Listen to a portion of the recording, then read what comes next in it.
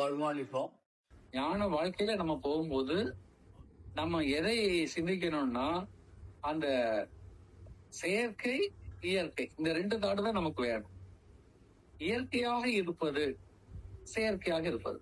இப்ப இந்த செயற்கை என்பதுதான் மனிதர்கள் தனக்கு தக்கவாறு நாட்டுக்கு நாடு அவங்க என்ன பண்றாங்கன்னா சட்டத்தை எல்லாம் மாத்தி மாத்தி வைக்கிறாங்க அவங்கவுங்க வசதிக்காக. இது செயற்கை. இன்னைக்கு இருக்கிற சட்டம் நாளைக்கு மாறலாம். முன்னால இந்த தமிழ்நாட்டிலேயே என்ன பண்ணாங்க, டபுள்ஸ் போக கூடாதுன்னா சைக்கிள்லயே, இன்னைக்கு டபுள்ஸ் அலோவ் பண்ணிட்டான் இல்லையா? நேற்று இருந்த சட்டம் இன்னைக்கு இல்ல, இன்னைக்கு இருக்க சட்டம் நாளைக்கு கிடையாது.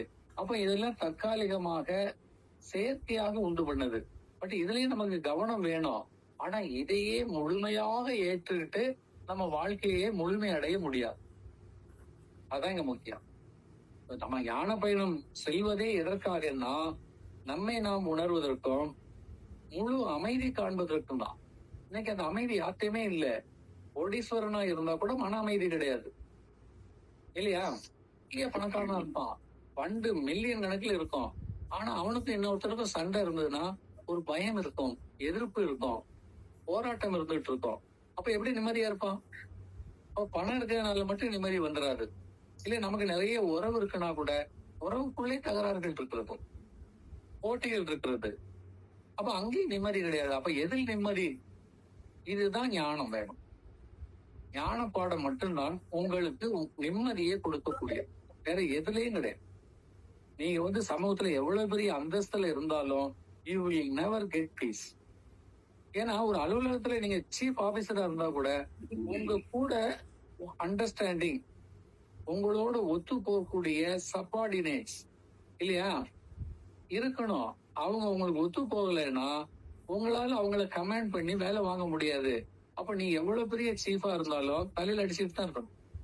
நீங்க சொல்றீங்க பியூனை கூப்பிட்டு அந்த ஃபைல் எடுத்துட்டு வாங்கினேன், அவன் சரி சார்னு போனவன் நேரம் டீ கடையில போய் டீ சாப்பிட்டுட்டு அவன் ஃப்ரெண்டு கூட பேசிட்டு ஒரு 2 hours வெயிட் பண்றான், ஸ்பெண்ட் பண்றான். இவர் ஆபீஸ் ரூமுக்குள்ளே காத்துட்டு இருக்காரு. எப்படி இருக்கும்? அப்புறம் எழுந்து இவர் வெளியில அந்த ஃபைலை தேடி இவர் எடுத்துட்டு உள்ள வர்றார். அவன் நிம்மதியா இருக்க முடியுமா அந்த ஆபீசர்? நான் நினைச்ச உன்னை வேலையை விட்டு நீக்கலன்னு சொல்லலாம், நீக்கலாம். பட் நிம்மதியே பெற முடியாது. நீ எத்தனை பேரை நீக்கிட்டு இருப்ப? வரவன அப்படி பண்ணா நீங்க நான் சீஃப் ஆபீசர்னு சொல்லி உங்க கீழே இருக்கக்கூடியவங்களை அடக்கிலாம் ஆள முடியாது.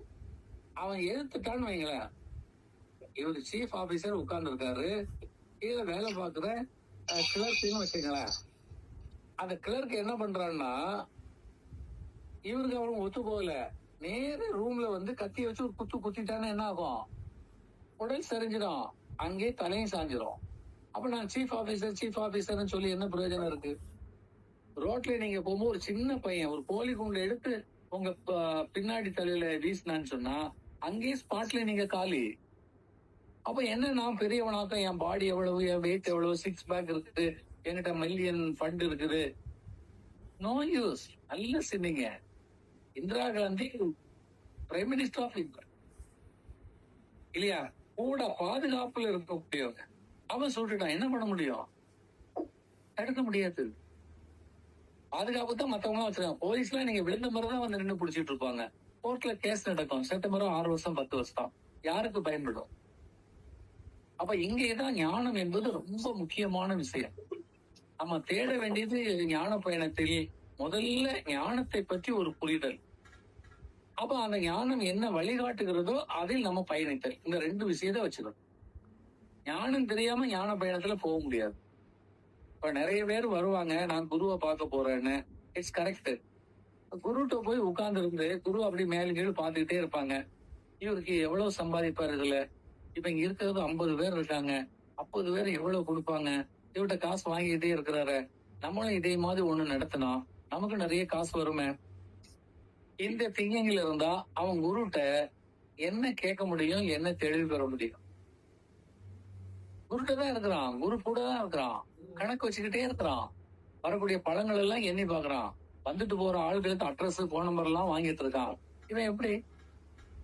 அப்ப ஞானம் என்பது என்ன? நீ உன்னை இழக்க வேண்டும். உனக்கு எது முக்கியம்? என்னை வழிநடத்தக்கூடிய எனக்கு ஒரு ஆசான் வேண்டும். அததான் அவன் தேடணும். அப்ப குரு அவன் அளந்து பார்க்க கூடாது. அந்த பாடத்துக்காகத்தான் சைவ மதத்துல, இந்து மதத்துல கல்ல வச்சு இது சாமி கும்பிடுன்னா நம்பிக்கை வேண்டும். நீ அங்க கல்ல போய் அளக்க முடியாது. இப்போ நிறைய ரோட்ல ஊர்கள் எல்லாம் வச்சிருப்பாங்க. ஒரு மண்ணை அப்படியே சேர்த்து குத்து மாதிரி வச்சுட்டு அம்மன் சொல்லி பூலாம் போட்டு அம்மன் வழிபாடு பண்ணுவாங்க. கல்லை நட்டிட்டு கல்லுல விபூதி சந்தனம் எல்லாம் பூசிட்டு விட்டு சாமின்னு சொல்லி கும்பிடுவாங்க இல்லையா? அது சாமியா புத்துவாங்கிறதெல்லாம் கேள்வி இல்ல. நீ அதை மதிக்கிறாயா நம்புகிறாயா என்பதுக்குதான். அப்போ உனக்கு அங்க பாடம் நடத்தப்படுகிறது. ஒரு கல்லை வச்சுட்டு அந்த கல்லை பார்த்து இது சிவபெருமான், இவர் தான் சிவன், இவர்கிட்ட நம்ம கேட்டதெல்லாம் அவரு நமக்கு வரம் கொடுப்பாருன்னு நீ உனக்கு உள்ளேயே பதிவு பண்ணுகிறாய். இந்த பாடம் தான் நடத்துறாங்களே தவிர அந்த கல்லு உங்களுக்கு ஒண்ணும் தராது.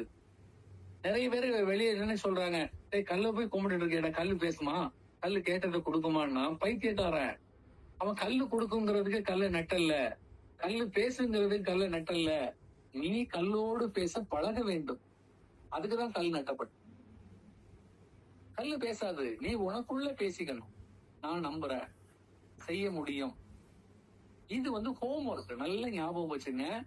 இந்த வழிபாட்டு முறைகள் எல்லாம் ஹோம் ஒர்க்.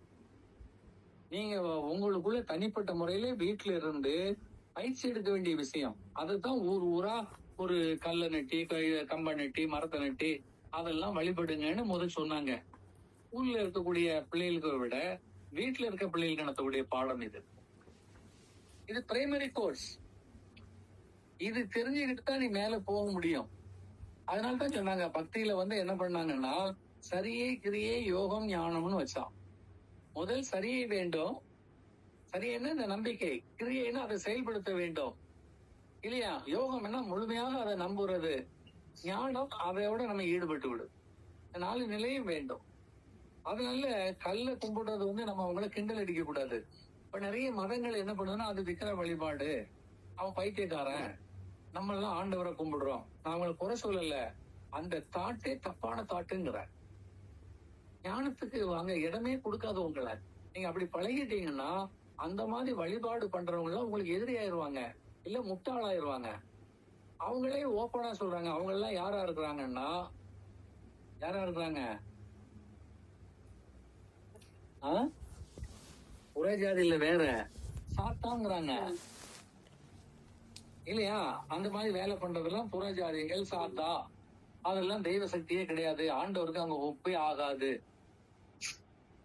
இந்த மாதிரி பாடத்தை நம்ம வருங்காலத்துல இளம் பிள்ளைகள்கிட்ட சொல்லுகிற பொழுது அவங்க அதை தானே பதிச்சு வச்சு வருவாங்க.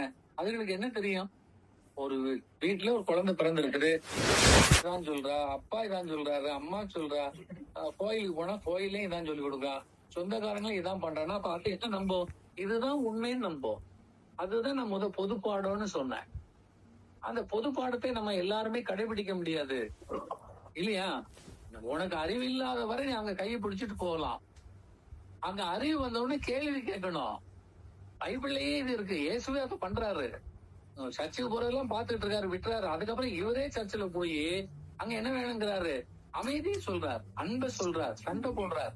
காசு பணம் பிரிக்கிறதுக்கு இல்ல, எல்லாருமே ஈக்குவல் அங்க சொல்றார். அப்ப எல்லாரும் ஈக்குவல் சொன்னா சர்ச்சில் யார் நடத்துறது? நீ யாருப்பா நடத்துறது? எனக்கு ஆண்டவருக்கும் எனக்கும் என்ன தகராறா? நீ இடையில என்ன சொல்லணும்? நிறைய பேர் கேள்வி கேட்கிற இடம் இது. ஆண்டவருக்கும் எனக்கு இடையில யார் வேணுங்கிறான். அதுவும் தவறு.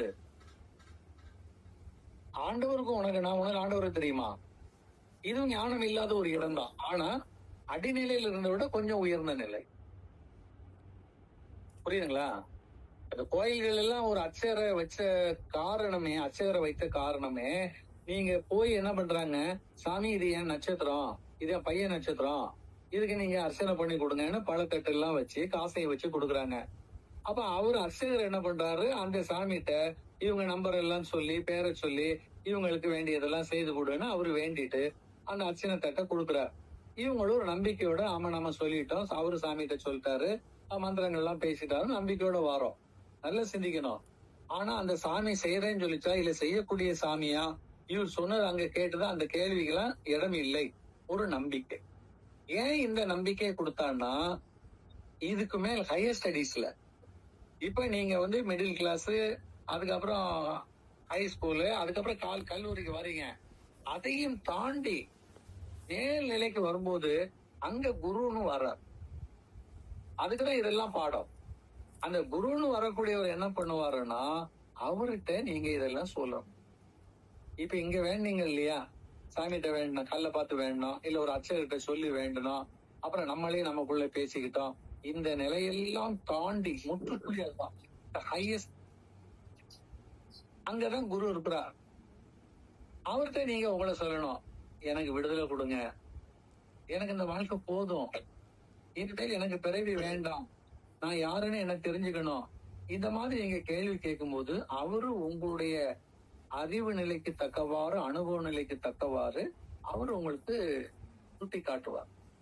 அதான் லாஸ்ட் டெஸ்டினி. அதுக்கு மேல ஒண்ணுமே இல்லை.